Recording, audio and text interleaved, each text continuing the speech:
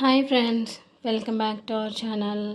ఇక్కడైతే నేను ఈరోజు రెసిపీ వచ్చి ఇక్కడ పెసర పునుకులు ఇంట్లోనే ప్రిపేర్ చేసి నేనైతే పునుకుల పులుసు అయితే చేశానండి. చాలా టేస్టీగా, చాలా సింపుల్గా. ఇక్కడైతే నేను మార్నింగ్ అంటే ఎర్లీ మార్నింగ్ కర్రీ ప్రిపేర్ చేయడం కోసం నేను నైటే పెసరపప్పును అనేది నానబెట్టేసుకున్నానండి. తర్వాత దీన్నైతే మనం శుభ్రంగా ఒక 3 టైమ్స్ కడిగేసుకొని మిక్సీ పట్టేసుకోవాలి. మెత్తగా గ్రైండ్ చేసుకోవాలండి. తర్వాత వచ్చి ఇక్కడ నేను కొంచెం సాల్ట్ అయితే వేసాను. అది మీ ఆప్షన్. మామూలుగా మీరు పునుకుల కింద వేసేసుకొని కర్రీ చేసుకోవచ్చు. నేనైతే కొంచెం సాల్ట్ అయితే వేసానండి. వేసి ఒకసారి అయితే కలుపుకున్నాను. తర్వాత మనం ఒక బాండీ పెట్టి మనం ఇక్కడ పునుకులకి డీప్ ఫ్రైకి సరిపడా ఆయిల్ అయితే వేసాను. ఆయిల్ కొంచెం వేడైన తర్వాత మనం పునుకులు అనేది దీంట్లోనూ చిన్నగా వేసేసుకోవాలి. మీరు కొంచెం పెద్ద సైజు కావాలంటే కొంచెం పెద్దగా కూడా వేసుకోవచ్చు. కానీ ఇలా చిన్నగా వేసుకొని పునుకుల్ని పులుసు కింద పెట్టుకుంటే చాలా బాగుంటుంది.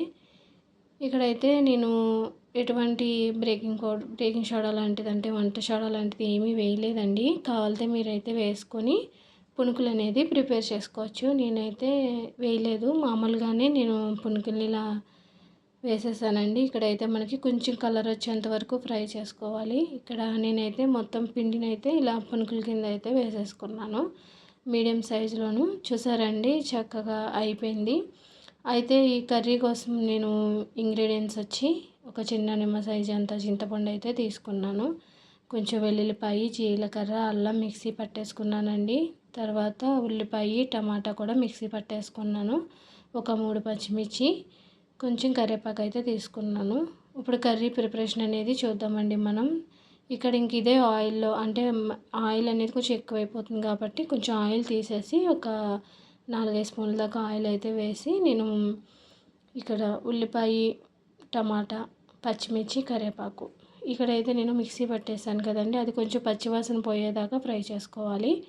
అది పచ్చివాసన పోయేదాకా ఫ్రై చేసుకోవాలి. మనకి కొంచెం త్వరగా మగ్గటం కోసం ఇక్కడ నేనైతే కొంచెం టేస్ట్కి సరిపడా ఉప్పు, ఒక 1/2 స్పూన్ దాకా పసుపు అయితే తీసుకున్నానండి. ఇక్కడ మనం మూత పెట్టేసుకుంటే మనకి ఉల్లిపాయ అనేది పచ్చివాసన పోయేదాకా ఫ్రై అవుతుంది. ఇక్కడ నేనైతే కొంచెం అల్లం, వెల్లుల్లిపాయ, జీలకర్ర దీన్నైతే నేను మిక్సీ పట్టేసుకున్నాను. ఇక్కడ 2 స్పూన్ల దాకా అయితే వెల్లుల్లిపాయ, జీలకర్ర, అల్లం అయితే నేను పేస్ట్ అయితే వేసుకున్నానండి. మనం అది కూడా వేసుకున్న తర్వాత ఈ ఉల్లిపాయ మిశ్రమం అంతా, తర్వాత మనం వేసిన ఈ మసాలా పేస్ట్ ఇదంతా కూడా కొంచెం పచ్చివాసన పోయేదాకా ఫ్రై చేసుకోవాలి. మీడియం ఫ్లేమ్లో కానీ లేదంటే హై ఫ్లేమ్లో కానీ, మనకి తొందరగా అయిపోవాలి అనుకుంటే హై ఫ్లేమ్లో పెట్టుకొని కూడా కర్రీ అనేది ప్రిపేర్ చేసుకోవాలి. తర్వాత వచ్చి ఇక్కడ నేను ఒక 2 స్పూన్ల దాకా కారం, అంటే స్పైసీగా ఎంత తినగలిగితే అంత కారం అనేది వేసుకోవాలి. ఇక్కడైతే నేను 2 స్పూన్ల దాకా కారము, 1 స్పూన్ ధనియాల పొడి వేసాను. జీలకర్ర పొడి అయితే వేయలేదండి. ఆల్రెడీ నేను జీలకర్ర, వెల్లుల్లిపాయ, అల్లం మిక్సీ పట్టేసుకున్నాను కాబట్టి ఇంకా జీలకర్ర పొడి అయితే నేను యూజ్ చేయలేదు. మనకి ఇక్కడ కారం, ధనియాల పొడి ఉల్లిపాయకి టమాటాకి బాగా కలిసేంత వరకు కూడా కలుపుకోవాలి. ఆ తర్వాత ఇక్కడ మనం చింతపండు పులుపుని అనేది తీసుకున్నాం కదండి, దాన్ని మనం దీంట్లో పిండేసుకొని చింతపండుని వాటర్ని అయితే వేసుకోవాలి. ఆ తర్వాత వచ్చి ఇక్కడ నేను ఒక గ్లాసున్నర వాటర్ అయితే వేసుకున్నాను. అంటే పులుపు ఎంత తినగలిగితే అంత. ఇక్కడ నేనైతే పులుపు కరెక్ట్గా సరిపోతుంది. మనం తీసుకున్న ఈ పునుకులకి పులుసు అనేది మనకి కరెక్ట్గా సరిపోతుందండి. ఇక్కడైతే మనకి పులుసు అనేది మరగాల్సి ఉంది.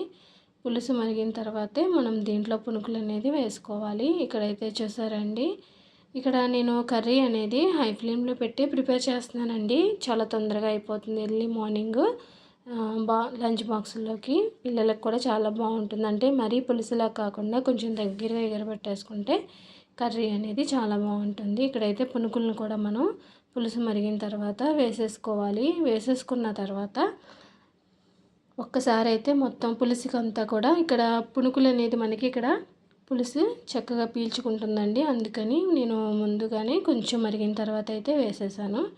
ఇంకా లాస్ట్లో కొంచెం కొత్తిమీర కూడా యాడ్ చేసుకొని మనం పులుసు అనేది కొంచెం తొందరగా అంటే దగ్గరగా ఎగరాలి కాబట్టి నేనైతే కొంచెం హై ఫ్లేమ్లో పెట్టి అయితే ప్రిపేర్ చేస్తున్నానండి.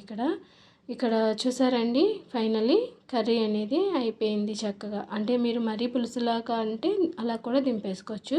లేదంటే కొంచెం దగ్గరగా ఎగరబెట్టుకొని కూడా మీరు చేసుకోవచ్చండి. కానీ ఇక్కడ నేను కొంచెం దగ్గరగా ఎగరబెట్టాను. అంటే మరీ పులుసులాగా అయితే మా వాళ్ళ పిల్లలు తినరు కాబట్టి నేనైతే కొంచెం దగ్గరగా ఎగరబెట్టేసానండి పునుకుల కూరని. చక్కగా చిన్న చిన్న పునుకులు వేసుకుని అంటే పెద్ద పెద్ద పునుకులు కూడా వేసుకొని చేసుకోవచ్చు. కానీ అలా కన్నా ఇలా చిన్న చిన్న పునుకులతోటి మనం ఇలా పునుకుల పులుసుని ఇలా చేసుకుంటే చాలా బాగుంటుంది. ఇది రైస్లోకి కానీ చపాతీలోకి కానీ పరోటా దేంట్లోకైనా కూడా చాలా బాగుంటుందండి. చూసారండి మంచి కలర్ఫుల్గా చక్కగా చాలా బాగుంది కర్రీ కదండి. ఫైనలీ చక్కగా కర్రీ అయితే ఎలా ఉందో కామెంట్ చేయండి, లైక్ చేయండి, షేర్ చేయండి. Bye friends.